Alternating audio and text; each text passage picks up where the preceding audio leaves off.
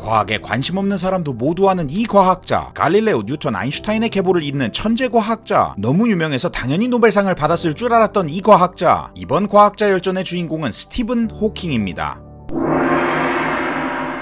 근대 과학의 아버지 갈릴레오 갈릴레이가 사망한 지 정확히 300년이 되던 1942년 1월 8일 케임브리지에서 태어난 호킹은 어린 시절 조금 게으르지만 머리가 좋은 학생이었습니다. 호킹은 남들보다 이른 17살에 옥스퍼드 대학에 입학했죠. 대부분의 동기들은 군복무를 마치고 온 복학생 형들이었습니다. 호킹이 태어난 1940년대 영국은 제2차 세계대전의 영향으로 영국도 징병제가 시행되고 있던 시기인데요. 호킹이 대학생이 되고 난 이후 영국은 징병제가 모병제로 바뀌게 되고 호킹은 군대를 가지 않게 됩니다. 대학 시절 새병아리 같았던 호킹은 군필자 형들과 쉽게 어울리기 힘들어했습니다. 외로웠던 호킹에게 특단의 조치가 필요했고 당시 가장 핫한 대학생들만 가입한다는 조정클럽에 들어가 친구를 사귀기로 결심하게 되죠. 호킹은 맨 앞에서 명령을 내리는 키잡이 역할을 하며 인싸기질을 드러내기도 합니다. 이렇게 대학 생활에 하나씩 적응해 나가던 호킹, 학업에서만큼은 천재 냄새를 강하게 풍기곤 했죠. 친구들이 며칠 동안 머리를 싸매고 풀던 문제를 대충 몇 시간 만에 해결하는 등 전형적인 게으른 천재 스타일의 행보를 보이게 됩니다. 이렇게 한창 대학 생활을 즐기며 자신의 무한한 가능성을 고민하던 3학년 무렵 호킹은 몸의 움직임이 조금씩 이상해지는 것을 느꼈습니다. 걷다가 곧잘 넘어지기도 했고 신발끈을 매는 것조차 힘겨워졌죠. 몸이 좀 이상해도 머리가 이상한 건 아니니 괜찮겠지? 호킹은 별로 대수롭지 않게 생각했습니다. 한편 호킹은 자신의 천재끼를 발판 삼아 케임브리지 대학 박사과정에 진학하게 됩니다. 그의 관심 분야는 우주론이었고 케임브리지에는 당대 최고의 천문학자로 명성을 떨치던 프레드 호일 교수가 있었죠. 호일은 우주가 항상 같은 상태를 유지한다는 정상 우주론을 지지하던 과학자였는데요. 우리에게는 우주가 한 점에서 시작돼 팽창한다는 이론을 두고 그게 뭐냐 이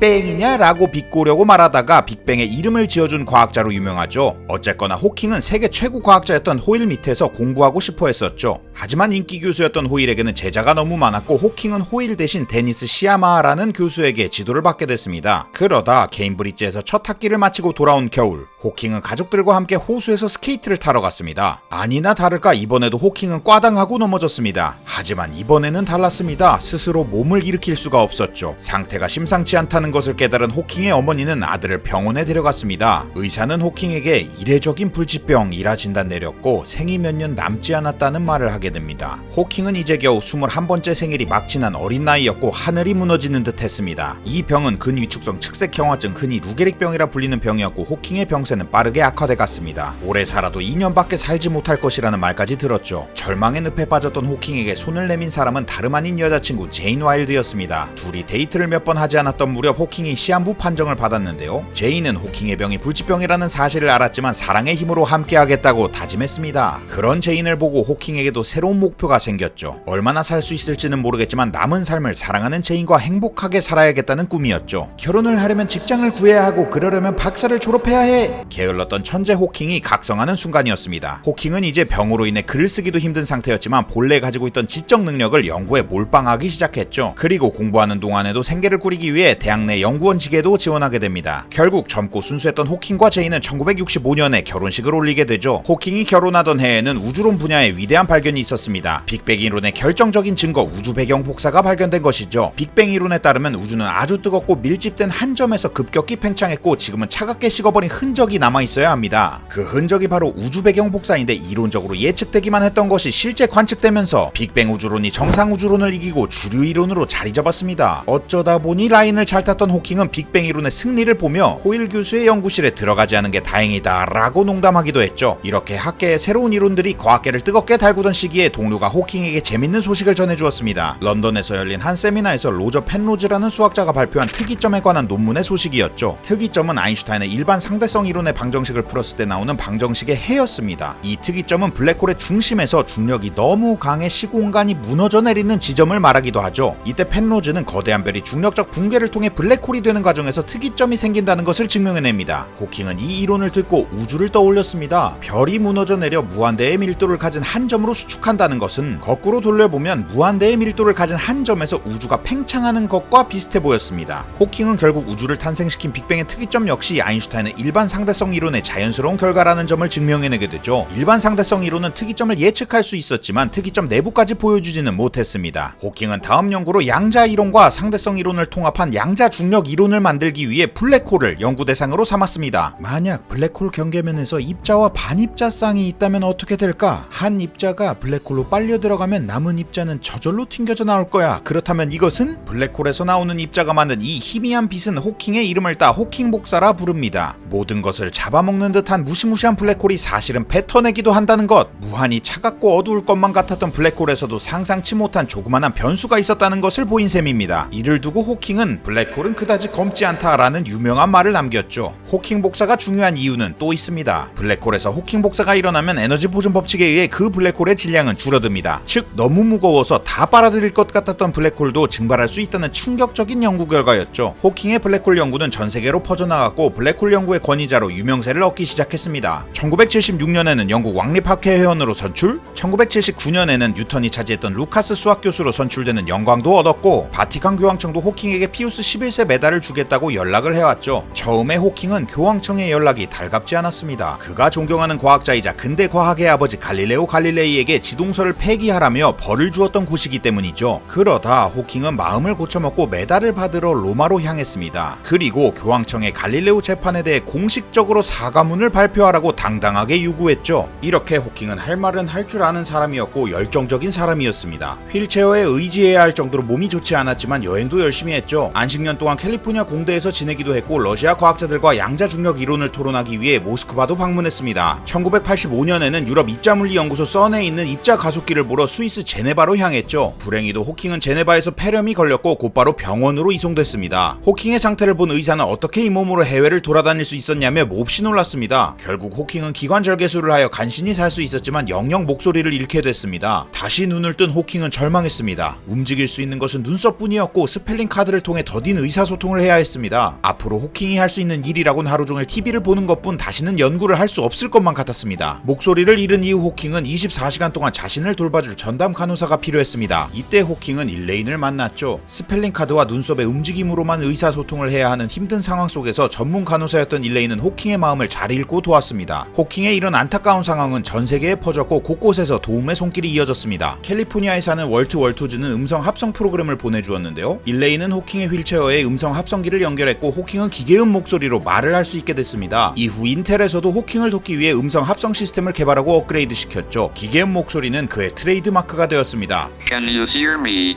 일레인 덕분에 호킹의 아내 제인은 호킹을 돌보는 것에 대한 무게를 덜어낼 수 있었습니다. 그리고 제인은 오래전부터 함께 호킹을 돌보고 아이들을 키울 때 도움을 주었던 남자 조나단과 사랑에 빠졌고 호킹과는 1990년에 헤어져 5년 후 이혼했습니다. 호킹 역시 일레인과 재혼하게 됩니다. 호킹의 기관에 삽입되어 있던 플라스틱과는 몇 번씩 문제를 일으키기도 했는데 그때마다 일레인의 빠른 처치와 결단력 덕분에 살 수 있었죠. 하지만 일레인이 호킹을 학대했다는 소문이 돌았고 증거가 발견된 이후 2006년 두 사람은 이혼했습니다. 두 번의 결혼과 이혼으로 가정생활은 불안했지만 물리학에 대한 열정은 끊이지 않았습니다. 절친이었던 물리학자 킵송과는 웜홀과 시간여행에 대해 논의했죠. 웜홀은 구부러진 시공간 사이를 뚫고 이동할 수 있는 지름길로 이론상으로는 존재하지만 아직 그 존재가 밝혀지지 않았습니다. 호킹과 킵송은 웜홀을 과거로 여행하는 타임머신이 될 수 있다고 상상하기도 했죠. 시간여행 문제에 깊이 빠진 호킹은 실험을 구상했습니다. 실험은 간단합니다. 시간여행자를 초대하는 초청장을 만들어 날짜와 시간, 정확한 공간 좌표를 담은 위치를 적습니다. 그리고 아무에게도 보내지 않은 채 파티 날짜까지 기다리죠. 파티 날이 오자 호킹은 파티 장소로 갔습니다. 만약 진짜 시간여행자가 있다면 호킹이 어디에도 보내지 않은 초청장을 보고 미래에서 시간을 되돌려 왔을 것입니다. 하지만 당연히 그러한 일은 벌어지지 않았다. 실제 미래 여행자가 있어도 그들만의 룰이 있기 때문에 이거 봐도 안 왔을 수도 있죠. 호킹은 이 실험을 두고 나는 시간여행이 불가능하다는 실험적 증거를 가지고 있다! 라고 말했습니다. 호킹은 홀로 샴페인을 들고 파티를 마무리했습니다. 농담인지 진심인지 구별하기 힘든 시간여행 실험처럼 호킹은 언제나 반짝이는 아이디어와 유머 감각을 드러냈습니다. 호킹은 동료들과 상품을 걸고 내기를 하는 것도 좋아하던 승부사였습니다. 깁송과는 잡지 구독권을 걸고 100조짜리 X1이라는 천체에 블랙홀이 있는지 없는지에 대해서 내기를 했고 칼텍의 물리학자 존 프레스킬과는 야구 백과사전을 걸고 블랙홀의 정보 역설 문제를 가지고 내기를 했습니다. 호킹은 과거 블랙홀이 증발할 때 블랙홀 안에 있던 정보도 영영 사라진다고 말했는데 나중에 자신이 틀렸다는 것을 인정하며 깔끔하게 백과사전을 선물했습니다. 내기에서 번번이 지는 동네 형이었지만 그는 내기를 멈추지 않았죠. 있죠. 입자 물리학의 표준 모형이 예측한 힉스 입자의 존재를 두고 호킹은 발견되지 않을 것이라는 쪽에 걸었습니다. 힉스 입자가 발견되지 않는 편이 훨씬 재밌다는 이유였죠. 하지만 호킹의 바람과는 달리 2013년 거대 강입자 충돌기에서 힉스 입자가 발견되었고 호킹은 축하한다는 말을 전했습니다. 호킹은 주변 과학자들과도 활발히 교류하는 한편 대중들과도 뜨겁게 소통했습니다. 현대 물리학이 일군 놀라운 발견과 성과를 알림과 동시에 이를 알므로써 얻는 기쁨과 경이감을 나누고 싶었기 때문이었죠. 호킹은 일찍부터 책을 쓰겠다고 마음먹었습니다. 처음 대중교양서를 떠올린 것은 목소리를 잃기 전인 1982년이었습니다. 그는 공항 서점에서도 잘 팔리는 책, 누구나 쉽게 읽을 수 있는 책을 쓰고 싶었죠. 하지만 호킹의 연구는 너무 전문적이었고 어려웠으며 수학 공식이 많았습니다. 호킹이 보낸 원고를 보던 편집자는 이해가 될 때까지 다시 물어보고 각 페이지마다 점수를 매겨가며 다시 써오라고 되돌려 보냈죠. 호킹이 원고 작업을 시작한 지 장장 6년이 흘렀고 그렇게 나온 책 시간에 대한 간략한 역사는 전 세계 베스트셀러로 등극했습니다. 호킹의 유명세는 베스트셀러를 기점으로 본격적으로 커져갔습니다. 전 세계에서 호킹에게 강연을 요청했고 호킹을 모티브로 한 다큐멘터리와 영화 제작 제안도 들어왔습니다. 처음에 호킹은 사생활이 드러나는 것이 내키지 않았지만 대본을 읽고 배우 에디 레드메인을 만난 뒤 마음을 바꿨습니다. 결국 호킹의 인생을 다룬 영화 사랑에 대한 모든 것이 세상에 나오게 되었고 엄청난 호평을 받게 됩니다. 호킹은 딱 한 가지를 불평했습니다. 바로 과학이 더 많이 들어갔어야 했다는 것이죠. 레알 찐 과학 덕후 호킹. 이후에도 호킹은 심슨 가족이나 빅뱅 이론, 스타트렉 등 여러 TV 프로그램에 나오며 대중에게 다가왔고 우주 다큐멘터리 제작에 참여해 과학을 알리는데 적극적으로 나섰습니다. 전 세계 스타 과학자가 돼버린 호킹은 수염을 달거나 선글라스를 써 위장을 하려 해도 휠체어 때문에 자신의 정체가 탄로난다며 농담 겸 불평을 하기도 했죠. 호킹은 유명세에 좋은 점도 많았다고 회고했습니다. 그는 세계 곳곳을 여행하며 남극을 갔고 잠수함을 타고 바닷속에도 들어갔고 열기구를 타고 하늘을 올랐으며 무중력 비행을 하기도 했습니다. 무중력 비행은 너무 재밌어서 8번이나 반복했죠. 호킹이 21살에 루게릭병을 진단받았을 때에는 이런 병이 자신에게 닥친 것을 부당하다고 생각했습니다. 하지만 50년이 지나 71살에 쓴 자서전에서 그는 장애가 걸림돌이 되었다기보다 오히려 장점이 되기도 했다고 긍정했죠. 덕분에 학부생 강의를 하지 않아도 됐고 나분한 각종 위원회에서 빠질 수 있었으며 연구에만 몰두할 수 있었다고 말이죠. 호킹은 장애가 걸림돌이 되지 않는 일에 집중했고 또 자신이 할 수 있는 일을 찾아 묵묵히 그리고 열정적으로 해내는 사람이었습니다. 그리고 호킹은 인류가 우주에 대한 지식을 넓히는데 보탬이 됐다는 것만으로도 행복하다라며 웃었죠. 2018년 3월 14일 호킹은 별이 되어 지구를 떠났습니다. 그리고 호킹의 유골은 아이작 뉴턴과 찰스 다인 옆에 안장됐습니다. 비록 호킹은 세상을 떠났지만 우리 곁에는 호킹이 남긴 책과 강의 그리고 그의 이론이 남아있습니다. 의지대로 움직이지 않는 굳어버린 몸속에서도 우주를 향해 무한히 상상력과 이론을 펼쳤던 그의 자유로운 생각은 아직도 수많은 과학자들에게 영감을 주고 있습니다. 신체적 장애에 절망하지 않고 물리학에 대한 열정을 꾸준히 쏟아부었던 꿋꿋한 정신과 삶에 대한 애정이 녹아있었던 스티븐 호킹의 이야기 여기서 마칩니다. 이야기였습니다.